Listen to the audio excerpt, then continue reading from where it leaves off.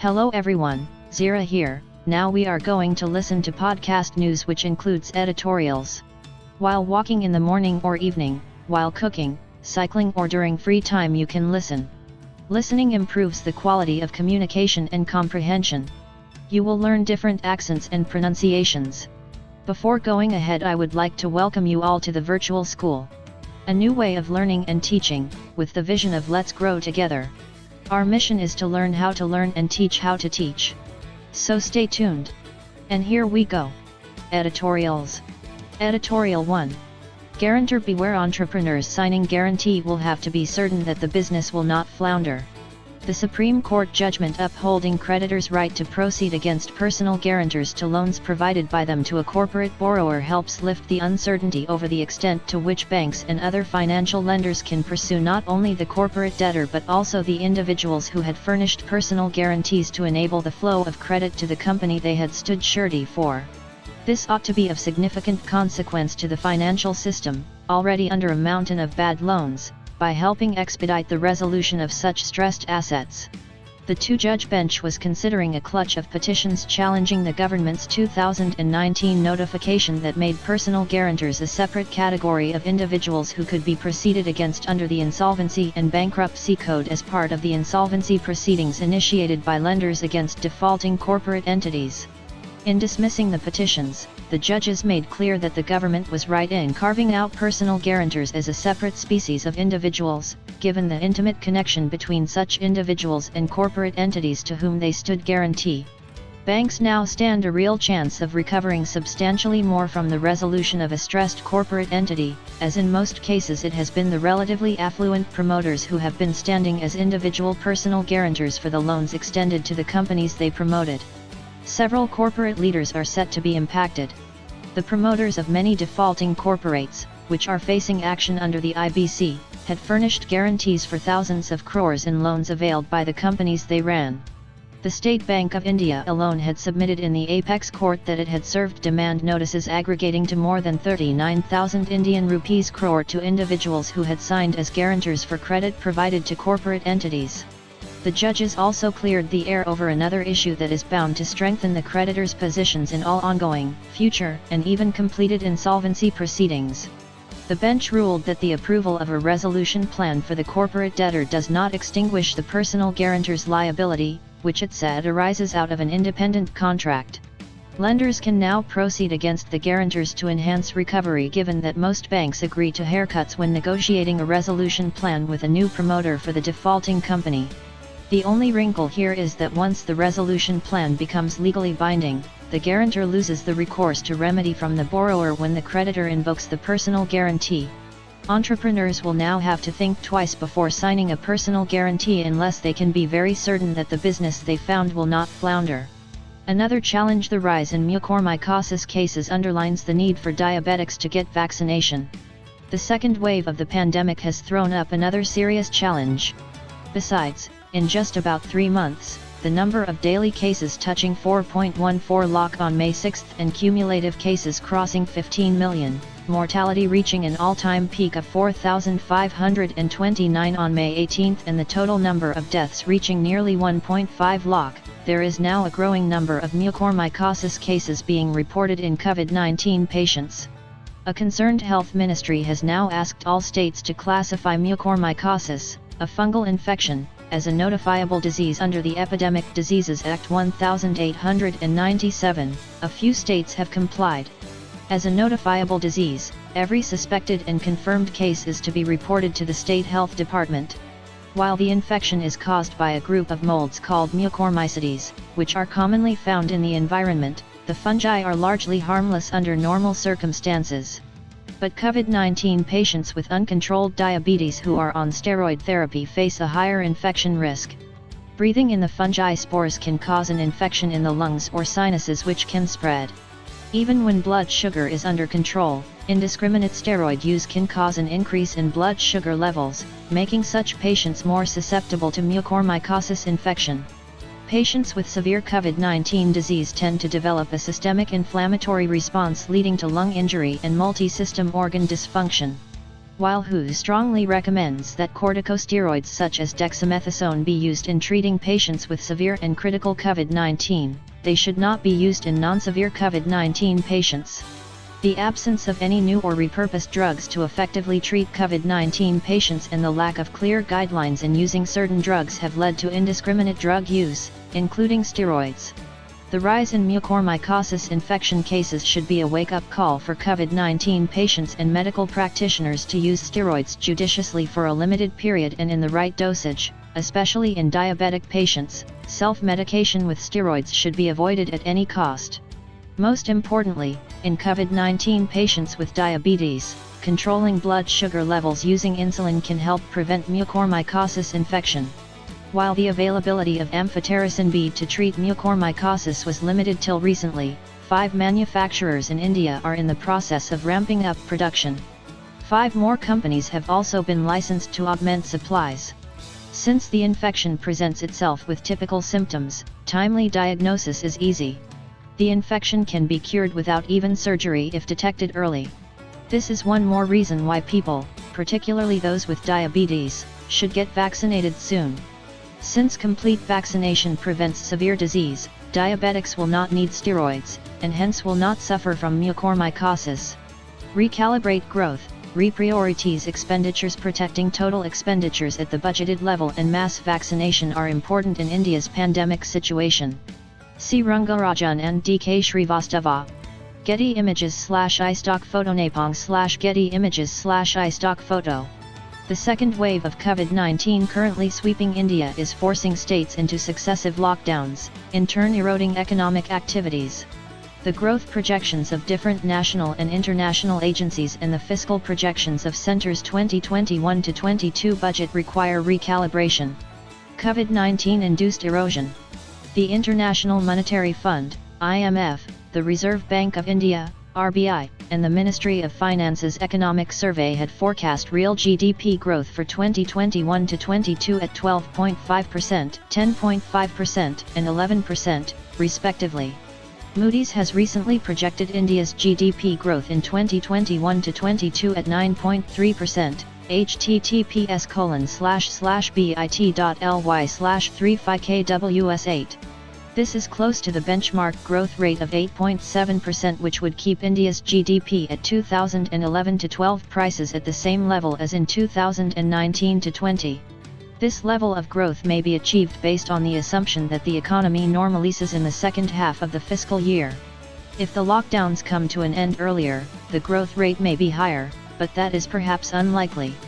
The 2019-20 real GDP was Indian rupee 145.7 lakh crore at 2011-12 prices. It fell to Indian rupee 134.1 lakh crore in 2020-21, implying a contraction of -8%.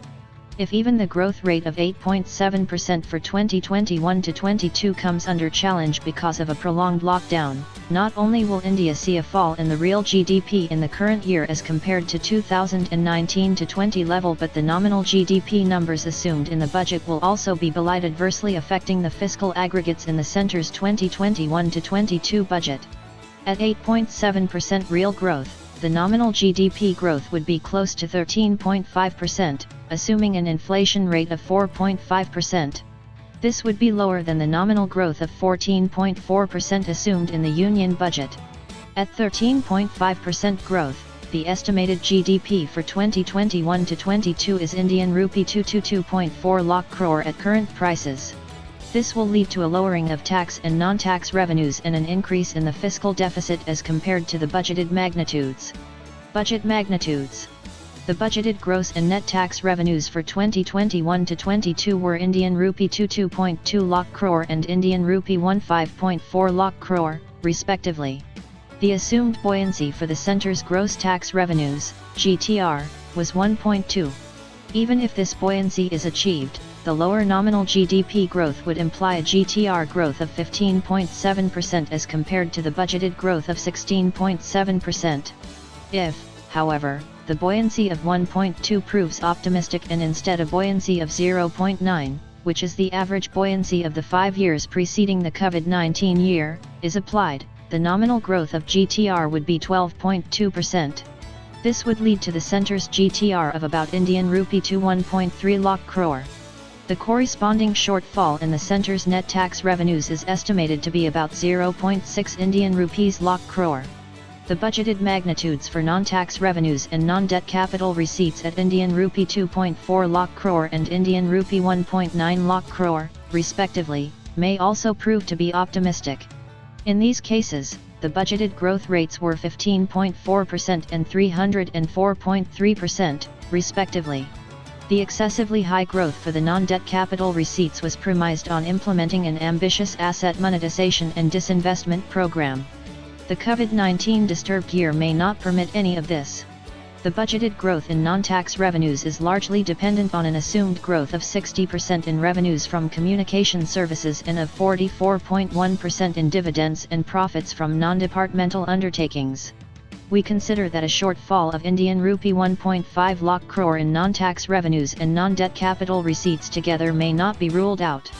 Together with the tax revenue shortfall of nearly 0.6 lakh crore, the total shortfall on the receipts side may be about Indian rupee 2.1 lakh crore. Two factors will affect the fiscal deficit estimate of 6.76% of GDP in 2021-22. First, there would be a change in the budgeted nominal GDP growth. Second, there would be a shortfall in the receipts from tax, non-tax and non-debt sources. The budgeted magnitude of fiscal deficit is Indian rupee 15.06 lakh crore. Together, these two factors may lead to a slippage in fiscal deficit which may be close to 7.7% of GDP in 2021-22 if total expenditures are kept at the budgeted levels. This would call for revising the fiscal roadmap again. Protecting total expenditures at the budgeted level is, however, important given the need to support the economy in these challenging times. There is a case for reprioritizing these expenditures. Other steps: vaccination. The second wave of the novel coronavirus has put a spotlight on India's serious undercapacity in health infrastructure. Given the likelihood of a third COVID-19 wave, there is an urgent need to ramp up health and related infrastructure by enhancing the number of hospitals and hospital beds, sources of oxygen supplies, and the manufacture of COVID-19 vaccines and drugs. The centre's 2021-22 budget has provided for 71,269 Indian rupees crore for the Department of Health and Family Welfare. This included a budgeted capital expenditure of 2,508.7 Indian rupees crore. In contrast, in 2020-21, the total health and family welfare expenditure, RE, was 78,866 Indian rupees crore, implying a fall of 7,597 Indian rupees crore in 2021-22. In the budgeted capital expenditure for health also, there was a fall of 1,724.8 Indian rupees crore as compared to the RE of 2020-21 at 4,233.5 Indian rupees crore. Clearly, these magnitudes are quite inadequate for an economy challenged by COVID-19 for 2 successive years. The allocation for the health sector should be increased substantially by reprioritizing expenditures. Construction activities within the health sector will have high multipliers. There may also be higher expenditure on inducting a larger workforce of doctors, nurses and paramedics and other hospital-related administrative staff. Furthermore, strong support is needed for the vulnerable groups of the society including migrant labor and the rural and urban unemployed population. Speedy and larger vaccination coverage of the vulnerable population is key to minimizing economic damage. The centre's budget had allocated 35,000 Indian rupees crore for vaccination as shown in the budget for the Department of Finance, demand for grant number 40, as an amount to be transferred to the states. India's population aged 12 years and above is 109 crore. Total vaccination doses, at 2 doses per person, adds to 218 crore. At an average price of 300 Indian rupees per dose, this would require an amount of 65,108 Indian rupees crore. This is a rough estimate. The cost to the government would be less if the coverage is less than full. COVID-19 vaccination is characterized by strong interstate positive externalities, making it primarily the responsibility of the central government. The entire vaccination bill should be borne by the central government. Rather than having individual state governments floating global tenders for vaccines, if the central government is the single agency for vaccine procurement, the economies of scale and the center's bargaining power would keep the average vaccine price low. The total vaccination cost would go up if the unit cost goes up. The central government may transfer the vaccines rather than the money that it has budgeted for transfer. Some of the smaller states may find procuring vaccines through a global tender to be quite challenging. C. Rangarajan is former chairman, Economic Advisory Council to the Prime Minister and a former governor, Reserve Bank of India. D.K. Srivastava is Chief Policy Advisor, EY India, and a former director, Madras School of Economics. The views expressed are personal. Deflating India's COVID black market boom, an independent vigilance system and an administrative machinery capable of affirmative outputs are solutions. Getty Images. 1 Images/Getty Images. In the gloomy battle against the novel coronavirus pandemic, what has emerged as most reprehensible is the brazen attempt by profiteers in filling the gap following the desperation of many patients and families. With the second wave of infections and the rise in COVID-19 positive cases in India, the necessity for integral medicines, hospital beds, and oxygen supplies has gone up incrementally. For example, we come across information about government helpline numbers being circulated widely. The Twitter handles of politicians and administrative executives often reiterate the dependability of these helplines.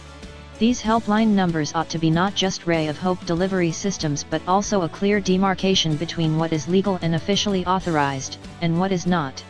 Flourishing market. Remdesivir and tocilizumab have been the most sought-after drugs ever since the pandemic set in. In July 2020, a racket of selling fake and spurious tocilizumab injections in Surat and Ahmedabad was unearthed by the Gujarat Food and Drugs Control Administration. Almost a year later, things do not seem to have improved. Recently, the police in Ahmedabad arrested a few people for preparing fake remdesivir vials for sale using a mixture of glucose and salt and affixing them with fake brand labels. In Mumbai's drug black market, citizens have had to pay huge amounts ranging from 35,000 Indian rupees and 50,000 Indian rupees for remdesivir vials. In Kanpur, Uttar Pradesh, a racket to market oxygen cylinders in the black market was uncovered after raids on a godown. The Haryana police have registered at least 21 FIRs in connection with the black marketing of many of these medical essentials. The desperate need for vital medical supplies has forced many hapless citizens to pay more than the market price to procure these medicines. There are reports of many having been tricked into believing fire extinguishers to be oxygen cylinders and saline water bottles to be remdesivir vials after parting with huge sums of money.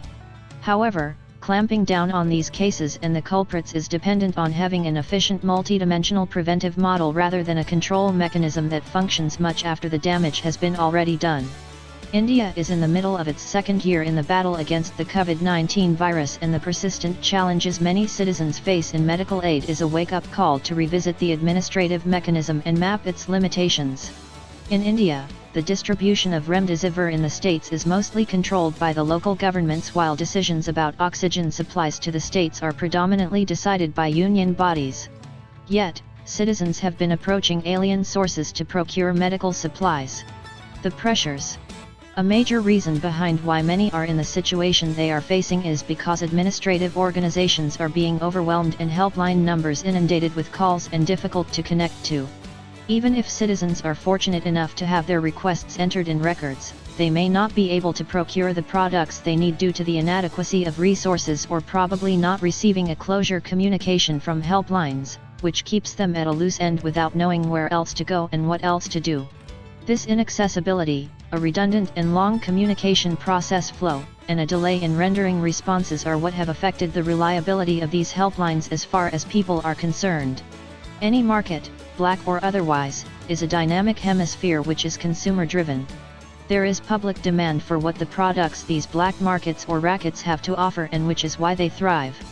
A patient and their attendants face challenges of resource availability and significant constraints of time within which they need a solution, resulting in tremendous mental pressures.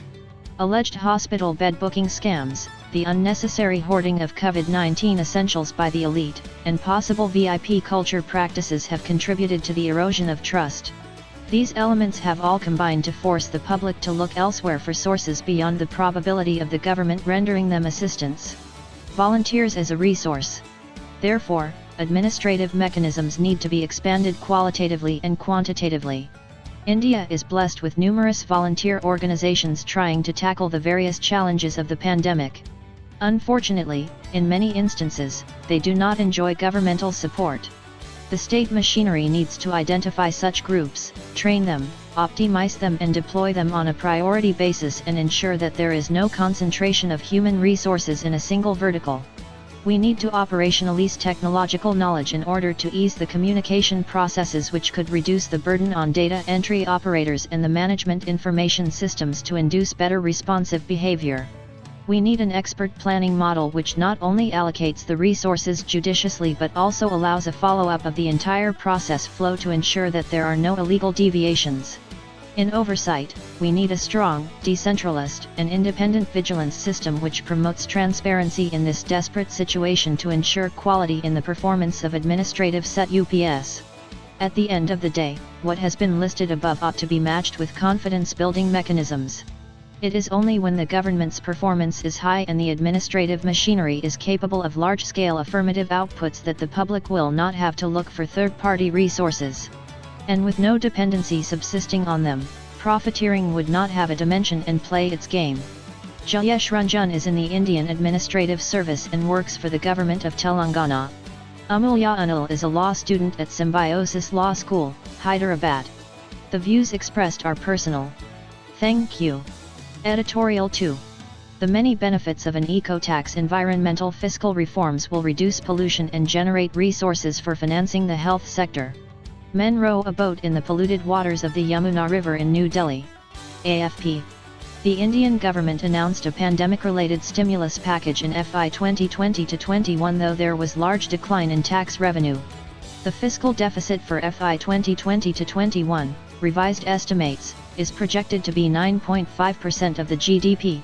For 2021-22, it is pegged at 6.8%. The focus is on maintaining fiscal discipline.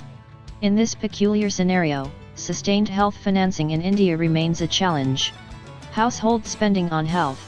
The World Health Organization, WHO, provides data on the percentage of the total population where the household expenditure on health was greater than 10% and 25% of the total household expenditure or income in India in 2011. This provides a clear picture of the status of spending on health by the rural and urban populations. As far as health expenditure above 10% is concerned, 17.33% of the population in India made out-of-pocket payments on health. The percentage was higher in rural areas compared to urban areas. Globally, the average was 12.67%, which means that 12.67% of the population spent more than 10% of their income, out of their pocket, on health. In Southeast Asia, 16% spent more than 10% of their household income on health. The Western Pacific region came second in the list of regions that saw a rate higher than the global average. Similarly, 3.9% of the population in India made more than 25% of out-of-pocket payments on health, with 4.34% in the rural areas. The Economic Survey of India 2019-20 has outlined the fact that an increase in public spending from 1% to 2.5 to 3% of GDP, as envisaged in the National Health Policy of 2017, can decrease out-of-pocket expenditure from 65% to 30% of overall healthcare expenses. This is where the importance of alternate sources of health financing in India needs to be stressed. The COVID-19 pandemic has also forced countries all over the world to rethink climate change and the need for preservation of the environment. Fiscal reforms for managing the environment are important, and India has great potential for revenue generation in this aspect. Fixing the eco-tax rate. Environment regulation, in turn, may take several forms: command and control, economic planning/urban planning, environmental tax, eco-tax/subsidies, and cap and trade. India currently focuses majorly on the command and control approach in tackling pollution. The success of an eco-tax in India would depend on its architecture, that is, how well it is planned and designed. It should be credible, transparent and predictable. Ideally, the eco-tax rate ought to be equal to the marginal social cost arising from the negative externalities associated with the production, consumption, or disposal of goods and services. This requires an evaluation of the damage to the environment based on scientific assessments. This would include the adverse impacts on the health of people, climate change, etc. The eco-tax rate may, thus, be fixed commensurate to the marginal social cost so evaluated. The Madras School of Economics had already undertaken extensive studies in this regard. Environmental tax reforms generally involve three complementary activities: a. Eliminating existing subsidies and taxes that have a harmful impact on the environment, b. Restructuring existing taxes in an environmentally supportive manner, and c. Initiating new environmental taxes. Taxes can be designed either as revenue neutral or revenue augmenting. In case of revenue augmenting, the additional revenue can either be targeted towards the provision of environmental public goods or directed towards the overall revenue pool. In developing countries like India, the revenue can be used to a greater extent for the provision of environmental public goods and addressing environmental health issues. In India, eco-taxes can target three main areas: 1. Differential taxation on vehicles in the transport sector purely oriented towards fuel efficiency and GPS-based congestion charges; 2. In the energy sector by taxing fuels which feed into energy generation; and 3. Waste generation and use of natural resources. Tax revenues can be generated through eco-taxes. There is also a need to integrate environmental taxes in the goods and service tax framework as highlighted by the Madras School of Economics in its studies. Negligible impact on the GDP. The implementation of an environmental tax in India will have three broad benefits: fiscal, environmental, and poverty reduction. Environmental tax reforms can mobilize revenues to finance basic public services when raising revenue through other sources proves to be difficult or burdensome. Revenue from environmental tax reforms can also be used to reduce other distorting taxes such as fiscal dividend. Environmental tax reforms help internalize the externalities, and the said revenue can finance research and the development of new technologies. Environmental regulations may have significant costs on the private sector in the form of slow productivity growth and high cost of compliance, resulting in the possible increase in the prices of goods and services. However, the European experience shows that most of the taxes also generate substantial revenue, and there is no evidence on green taxes with sustainable development goals leading to a no-growth economy. Most countries' experiences suggest negligible impact on the GDP, though such revenues have not necessarily been used for environmental considerations. Thus, the negligible impact on the GDP may be a temporary phenomenon. Hence, this is the right time for India to adopt environmental fiscal reforms, as they will reduce environmental pollution and also generate resources for financing the health sector. Eduardo Arrarel is Associate Professor at the Lee Kuan Yew School of Public Policy, and Surjit Karthikeyan is an Indian Economic Service Officer. Views are personal. From the Reader's Editor, confronting bad faith campaigns. Journalism provides the space to articulate diverse ideas, and this space cannot be surrendered to bad faith campaigns. In less than 3 weeks since she started her journalistic career at the Associated Press, AP, Emily Wilder, a graduate of Stanford University, was fired for her social media posts on the Israel-Palestine conflict. The AP took this drastic decision following a campaign by conservatives against her for her activism as a student. Ms. Wilder, who is Jewish, was an active member of the pro-Palestinian groups Jewish Voice for Peace and Students for Justice in Palestine at Stanford University. The Guardian revealed that she was terminated for violating the company's social media policies during her brief stint. She wrote a tweet about objectivity, which read, "Objectivity feels fickle when the basic terms we use to report news implicitly stake a claim. Using Israel but never Palestine, or war but not siege and occupation are political choices, yet the media makes those exact choices all the time without being flagged as biased." Social media policies of newsrooms. This raises many questions about the professional space for journalists, where one has to negotiate many contending and often conflicting interests. Where does one's right as a citizen end? Can institutions veto someone's considered positions? I have been arguing for long that journalists should express themselves in their journalism rather than in their social media posts. The reservations about the social media policies of news organizations are not over the sections that deal with professional conduct but over the sections that fail to grant space for ethical choices concerning major developments, whether the Israel-Palestine issue or the mismanagement of the pandemic in India. Interest groups often stigmatize journalists for their viewpoints through organized bad faith campaigns. Emily Bell, director of the Toe Center for Digital Journalism at Columbia Journalism School, feels that newsrooms are clueless in confronting this malaise.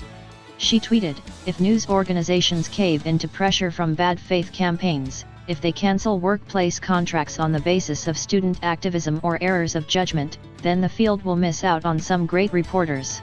Newsrooms are too often unprepared for this predictable onslaught. Diversity in the newsroom. Every media scholar acknowledges that a diverse newsroom serves the community well. The American Press Institute, API, has argued that diversity is both a business imperative and a journalistic imperative. On it being a journalistic imperative, the API said, "Without accounting for the range of lived experiences, we fail to serve parts of our communities." Journalism, in its truest form, should be produced for the benefit of all, not only those who wield a particular power, class, or authority. It is important to note that diversity is not restricted to known categories such as race, gender, caste, and class. It also includes a range of viewpoints. People who advocate peace and justice instead of the cold geopolitical calculations of strategic establishments create space for humanity. At a time when the deep state spreads its octopus-like tentacles and glosses over human suffering, people who believe in peace dividends are central to the public good. Let's remember that young men and women come to journalism because they are idealistic, and despite many limitations, they earn less money in journalism than they would in the corporate world and wield less power than they would in bureaucracy or diplomacy. The fact that there is space to articulate diverse ideas is what acts as a magnet for them. This space cannot be surrendered to the relentless bad faith campaigns orchestrated by powerful vested interests. I have often been asked about the relationship between objective journalism and the personal political views of individual journalists. If journalists do not stray from journalistic principles, especially the act of verification, their personal viewpoints as citizens are not in conflict with the public good. I have often cited the example of one of the most respected political journalists, Walter Lippmann. The journalism program at Harvard University is housed in a building called Lippmann House. Lippmann is known not only for his outstanding journalism but also for his role in advising President Woodrow Wilson on defining developments such as the creation of the League of Nations and granting voting rights to women. In order to preserve their independence and vibrancy, newsrooms need to take motivated campaigns to task. WhatsApp in its dubious claims the claim that the new privacy policy is applicable to only the business version of the app is not comforting. Vikram Vincent. The learned senior advocates Kapil Sibal and Arvind Datar submitted to the Delhi High Court that WhatsApp's contentious new privacy policy came into effect from May 15, 2021. Mr. Sibal raised the central question of national importance. The question is, does India have a public policy for privacy? If a public policy of privacy is there in India, does it apply to WhatsApp policy? This question acquires relevance due to the dominant market status of WhatsApp, Facebook, Instagram. In its affidavit to the Delhi High Court, WhatsApp defended its privacy policy and explicitly named Google, Microsoft, Zoom, Zomato, Republic World, Ola Cabs, Truecaller, Big Basket, Koo, and public companies such as Airajya Setu, PIM, Air India, Sandees, Government e-Marketplace, and the Indian Railway Catering and Tourism Corporation of having similar policies, of relying on collecting user data. Advantages of WhatsApp. In the submission, WhatsApp suggested that users who did not agree to its terms and conditions could discontinue use of its service. Apps such as Signal and Telegram provide alternate reliable communication services.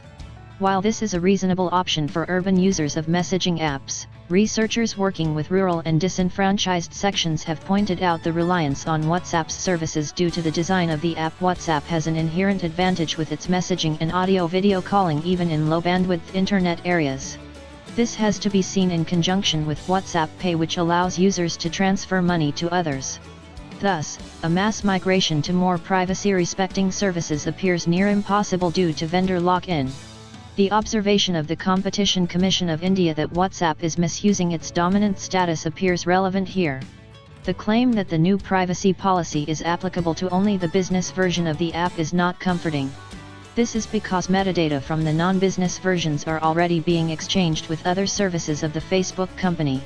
Profiling of individual users has already been well documented with the exposure of the Facebook Cambridge Analytica scandal both internationally and in India.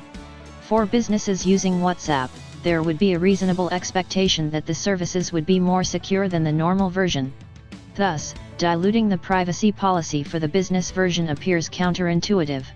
Looking at the practices of large monopoly businesses wherein smaller companies are bought out or innovative services are copied in order to increase the customer base provides an answer. Thus, one would have to surmise that it is possible to extract metadata from documents that are exchanged over a communication app with a diluted privacy policy. The lessons learned from the United States v. Microsoft Corporation antitrust case from early 2000 would appear relevant in this context. Data protection.